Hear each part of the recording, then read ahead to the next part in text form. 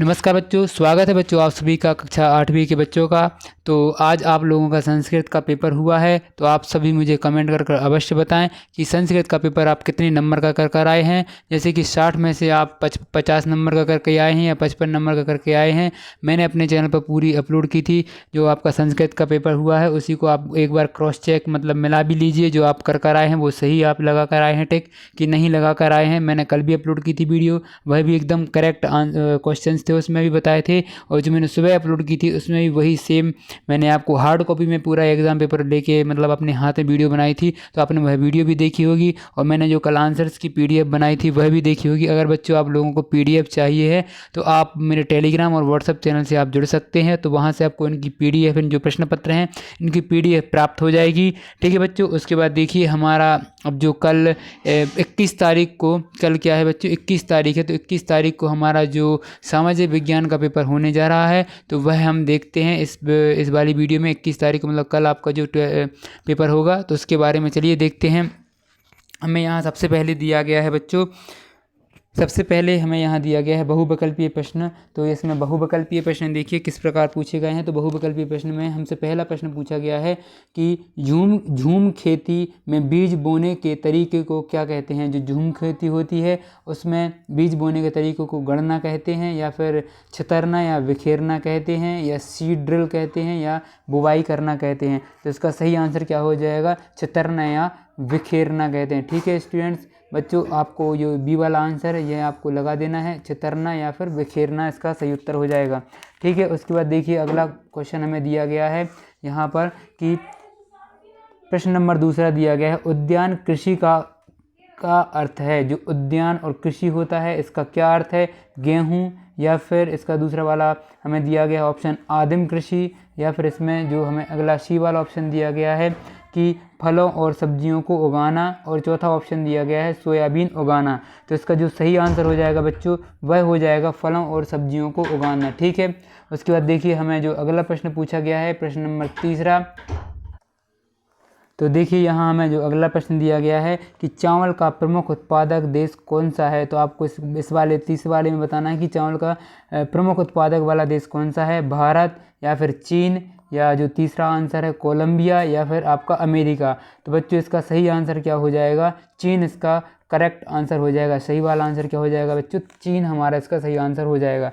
ठीक है। उसके बाद देखिए अगला प्रश्न हमें दिया गया है प्रश्न नंबर चौथा, हमारे देश की किन नदियों के उपजाऊ मैदान घने बसे हुए हैं। तो पहला वाला इसमें दिया है ब्यास और सतलज, दूसरा गंगा और ब्रह्मपुत्र, तीसरा नर्मदा और ताप्ती, चौथा हमें ऑप्शन दिया है गंगा और यमुना। तो इसमें आपको ये ऑप्शन दिए गए थे, इसमें बताना है कि हमारे देश में किन नदियों के उपजाऊ मैदान घने बसे हुए हैं। तो आपको बताना था। तो इसका सही आंसर क्या हो जाएगा बच्चों, इसका सही आंसर हो जाएगा गंगा और यमुना। तो आप सभी को पता है गंगा और यमुना के जो वहाँ जहाँ से गंगा बहती है और यमुना बहती है यूपी साइड से, तो यहाँ पर बहुत ज़्यादा क्या बसे, बड़े बड़े शहर बसे हैं इन नदियों के बीच में और बहुत उपजाऊ इनकी जो मैदान है इनके बहुत उपजाऊ भी हैं। तो इसका सही आंसर डी वाला हो जाएगा गंगा और यमुना। उसके बाद देखिए हमें अगला प्रश्न पूछा गया है प्रश्न नंबर 5वां कि लोग सदैव पर्वतों और पठारों की तुलना में मैदानी भागों में रहना पसंद करते हैं, क्यों करते हैं। यह खेती और विनिर्माण के लिए उपयुक्त हैं, या फिर यह क्षेत्र अत्यधिक गर्म होते हैं, या फिर यह क्षेत्र विराल जनसंख्या वाले होते हैं, या फिर यह क्षेत्र प्राकृतिक सुंदरता से भरपूर होते हैं। तो इसका सही आंसर हो जाएगा बच्चों कि जो आपके जो ये पर्वतों और पठारों की तुलना में जो मैदानी भाग रहते हैं उसको रहना इसलिए पसंद करते हैं लोग, क्योंकि यह खेती जो आप जैसे अगर पठारी और पर्वतीय क्षेत्र होगा तो वहाँ पर आप खेती नहीं कर सकते हैं ना, तो मैदानी भाग में आप क्या खेती भी कर सकते हैं और निर्माण के लिए भी क्या यह उपयुक्त होते हैं। तो इसका सही आंसर क्या हो जाएगा, ए वाला हमारा सही आंसर हो जाएगा, यह खेती और विनिर्माण के लिए उपयुक्त होते हैं। ठीक है बच्चों। उसके बाद देखिए हमें यहाँ से रिक्त स्थान की पूर्ति कीजिए, यहाँ से दिया गया है। तो देखिए यहाँ पर प्रश्न नंबर 6 से आपको 10 तक रिक्त स्थान की पूर्ति करने को आएगा। तो इसमें देख सकते हैं आप, इसमें दिया है पहले प्रश्न पूछा गया है कि नीचे दिए गए रिक्त स्थानों की पूर्ति कीजिए और प्रत्येक प्रश्न के लिए 1 अंक निर्धारित है। तो देखिए यहाँ पर हमें दिया गया है 6वां प्रश्न, इसमें पूछा गया है कि जो सन 1791 में बनारस में खाली स्थान कॉलेज की स्थापना की गई? तो आपको यह बताना है कि जो हमारा ये 1791 में बनारस में खालिस्तान कॉलेज की किस कॉलेज की स्थापना की गई? तो आपको इसका आंसर लिख देना है बच्चों कि संस्कृत कॉलेज की स्थापना की गई। किस कॉलेज की स्थापना की गई? संस्कृत कॉलेज की स्थापना की गई। आपको संस्कृत लिख देना है, यहाँ कॉलेज लिखा हुआ है, ठीक है। उसके बाद जो अगला प्रश्न हमने 7वां प्रश्न दिया गया है, इसमें पूछा है कि राष्ट्रीय उद्यान एक खालिस्तान क्षेत्र है। जो राष्ट्रीय उद्यान होते हैं वह कैसे क्षेत्र होते हैं? तो वह सभी संरक्षित क्षेत्र होते हैं। कैसे क्षेत्र होते हैं बच्चों? संरक्षित क्षेत्र होते हैं। तो आपको इसका सही आंसर लिख देना है संरक्षित, ठीक है। उसके बाद देखिए जो अगला प्रश्न हमें दिया गया है 8वां कि रोपण कृषि खालिस्तान का एक प्रकार है। जो रोपण है वह कृषि का कौन सा प्रकार है? तो आप सभी को लिख देना है कि वाणिज्य कृषि का एक प्रकार है, ठीक है। इसके बाद इसमें आप क्या लिखेंगे? इसका सही आंसर हो जाएगा वाणिज्य, ठीक है। आप इस प्रकार लिखेंगे, वाणिज्य की स्पेलिंग वाणिज्यक या है ये, या वाणिज्यक खेती का, वाणिज्यिक कृषि का, वाणिज्यिक कृषि लिखना है आपको। वाणिज्यिक कृषि का एक प्रकार है, ठीक है बच्चों। उसके बाद देखिए हमें अगला जो प्रश्न दिया गया है, संयुक्त राज्य अमेरिका में किसान एक खालिस्तान की तरह काम करते हैं। तो आपको यह बताना है कि अमेरिका में किसान किस तरीके से काम करते हैं। तो वहाँ पर लोग किसानी को व्यवसाय के तरीके से काम करते हैं। हमारे यहाँ किसान व्यवसाय के तरीके से नहीं परंतु अपना पेट पालने के लिए क्या करते हैं? कृषि करते हैं। यहाँ पर लोग व्यवसाय के तरीके से वहाँ पर कृषि का काम करते हैं, ठीक है।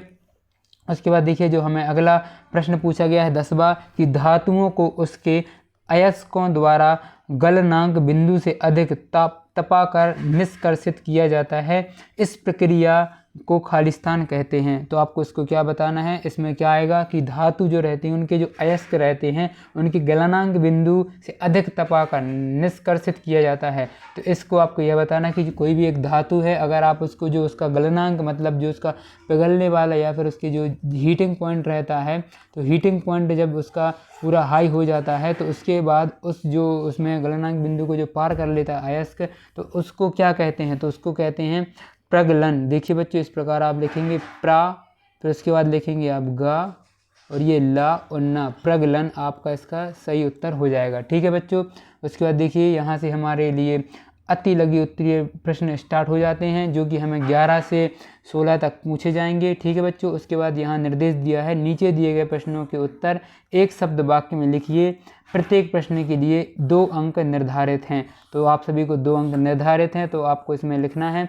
तो देखिए यहाँ दिया है 11 प्रश्न हमसे पूछा है कि महुआ क्या होता है। तो इसमें आपको बताना है, परिभाषा लिखनी है कि महुआ क्या होता है। तो चलिए बच्चों देखते हैं महुआ की परिभाषा।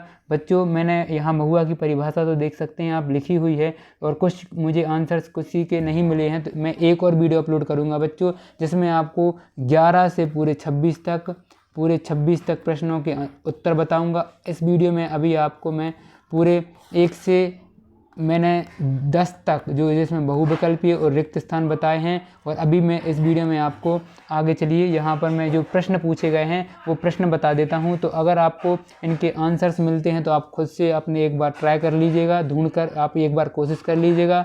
अगर आपको नहीं मिलते हैं तो मैं सॉल्यूशन वाली एक संपूर्ण हल कर एक मेरी वीडियो आएगी जिसका थंबनेल में लिखा रहेगा संपूर्ण हल, तो आप उस वीडियो को देख लीजिएगा, वहाँ से आपको इसके आंसर्स पूरे मिल जाएंगे, ठीक है बच्चों। आपने चैनल को सब्सक्राइब अवश्य कर लिया होगा, मैं यह आशा करता हूं। तो अगर नहीं किया है तो आप चैनल को सबसे पहले सब्सक्राइब कर लीजिए। आपका जो आगामी समय में ओलंपियाड का पेपर होने जा रहा है वही मैं इसमें अपलोड कर दूंगा, ओलंपियाड वाला।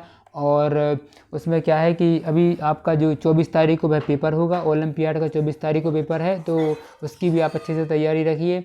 और इसके एडमिट कार्ड भी आपको आज से मिलने स्टार्ट हो जाएंगे, तो आप अपने सर से एडमिट कार्ड की चर्चा अवश्य कर लेना आज या कल में जब भी आपको समय हो, ठीक है। उसके बाद देखिए यहाँ पर हमें अगला प्रश्न दिया गया है 12वां कि शांति निकेतन संस्था किसने व कब शुरू की थी। जो शांति निकेतन संस्था है यह कब शुरू हुई थी। ठीक है, उसके बाद 13वां हमें प्रश्न पूछा गया है इसमें कि संसाधन की परिभाषित लिखिए। संसाधन की आपको परिभाषा लिखना है।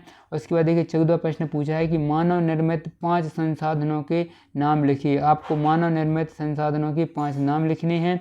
उसके बाद जो हमें 15 प्रश्न पूछा गया है बच्चों, इसमें पूछा है कि भारत में कानून बनाना, बजट पारित करना किसका कार्य है। तो इसमें आपको बताना है कि जो भारत में कानून कौन बनाता है और जो बजट होता है हमारा वह कौन पारित करता है। तो बजट आप सभी को पता है कौन पारित करता है, बताइए कौन पारित करता है, कौन सा मंत्री पारित करता है। ठीक है, उसके बाद देखिए यहाँ पर दिया गया है 16वां प्रश्न, सरकार के अंग कौन कौन से हैं, कानून को लागू करने का काम किस अंग के द्वारा किया जाता है। इसमें आपको यह बताना है कि कानून के, सरकार के कितने अंग हैं और कानून को लागू करने वाला कौन सा अंग है। ठीक है, उसके बाद देखिए यहाँ से हमारे जो 17 से 22 तक जो प्रश्न पूछे जाएंगे बच्चों, वह प्रश्न आपके 3-3 अंक के रहेंगे। देखिए यहाँ लिखा हुआ है 3 अंक निर्धारित, 3-3 अंक के जो आपके ये प्रश्न रहेंगे और इन प्रश्नों को लघु उत्तरीय प्रश्न में आते हैं यह प्रश्न। ठीक है, उसके बाद देखिए यहाँ पे हमें 17वां प्रश्न दिया गया है कि 1782 में जेम्स रेनल ने भारत का पहला मानचित्र क्यों तैयार करवाया।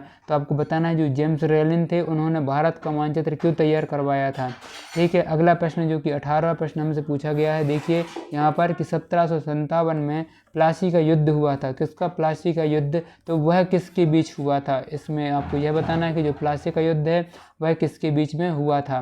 तो ठीक है बच्चों, मैं एक आंसर वाली वीडियो अपलोड करूंगा जिसमें आपको इन सभी के उत्तर मिल जाएंगे उसमें।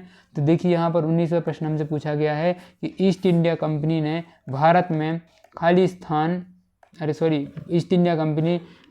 में अपनी आमदनी बढ़ाने के लिए क्या क्या किया। तो आपको यह बताना है कि जो ईस्ट इंडिया कंपनी है उसने भारत में अपनी आमदनी बढ़ाने के लिए क्या क्या किया था। तो उसके बाद देखिए 20वां प्रश्न हमें दिया गया है कि किस प्रकार के उद्योग सनराइज उद्योग के नाम से जाने जाते हैं। तो इसमें आपको बताना है कि कौन से उद्योग हैं जो सनराइज उद्योग के नाम से जाने जाते हैं। ठीक है बच्चों, उसके बाद देखिए यहाँ पर हमें अगला प्रश्न पूछा गया है कि 21वां कि धर्म को राज्य से अलग रखना क्यों ज़रूरी है। जो धर्म होते हैं उनको राज्य से अलग रखना क्यों ज़रूरी होता है। उसके बाद देखिए 22वां प्रश्न हमसे पूछा गया है कि मतदान प्रक्रिया में अमिट स्याही, जो अमिट स्याही होती है, तो इसमें देखिए इसमें आपको बताना अमिट स्याही से मतदान की उंगली पर निशान क्यों लगाया जाता है। आप सभी को पता है एक नीला नीला निशान आपको जब आप मतदान कर आते हैं तो लगा दिया जाता है। तो आपको इसमें यही बताना है कि वो अमिट स्याही कहलाती है, तो उससे क्यों लगाया जाता है। ठीक है बच्चों, उसके बाद देखिए हमें जो यहाँ से 23 से हमारे दीर्घ उत्तरीय प्रश्न स्टार्ट हो जाएंगे। देखिए यहाँ लिखा है प्रश्न क्रमांक 23, तो यहाँ से हमारे दीर्घ उत्तरीय प्रश्न शुरू हो जाएंगे। उसके बाद देखिए यहाँ पर दिया गया है कि जो ये 23 से आपके 26 तक प्रश्न रहेंगे, यह आपके 5-5 अंक के प्रश्न रहेंगे बच्चों। तो अगर आपको वीडियो पसंद आ रही है बच्चों तो आप लाइक अवश्य करिएगा। तो देखिए यहाँ पर हम अगला प्रश्न देखते हैं 23 वाला। इसमें दिया गया है 1857 के विद्रोह के फलस्वरूप अंग्रेजों ने नीतियों में क्या क्या बदलाव किए। तो आपको यही बताना था कि अंग्रेजों ने नीतियों में क्या क्या बदलाव किए। उसके बाद देखिए जो अगला प्रश्न पूछा गया हमसे 24वां कि विश्व में कौन कौन से प्रदेश जल की कमी की समस्या का सामना कर रहे हैं। तो आपको यह बताना है कि प्रदेश कौन कौन से प्रदेश हैं विश्व में कि जो जल की कमी का सामना कर रहे हैं। ठीक है, उसके बाद देखिए हमें 25वां प्रश्न पूछा गया है यहाँ पर कि हमें कितने मौलिक अधिकार प्राप्त हैं। आप सभी को यह जानकारी भी होनी चाहिए कि हमें कितने मौलिक अधिकार प्राप्त हैं और किसी एक का वर्णन कीजिए, और आपको किसी एक का इसमें वर्णन भी करना है, एक मौलिक अधिकार का। ठीक है, उसके बाद हमारा जो यह 26वां प्रश्न दिया गया है ये लास्ट प्रश्न है हमारा। ठीक है बच्चों, आपको अगर जिन आपको प्रश्नों के उत्तर मिल जाते हैं तो आप उनकी कोशिश करिए ढूंढने की। अगर मिल जाते हैं तो अच्छी बात है, नहीं तो मैं एक वीडियो अपलोड करूंगा जिसमें आपको संपूर्ण हल वाली रहेगी वह।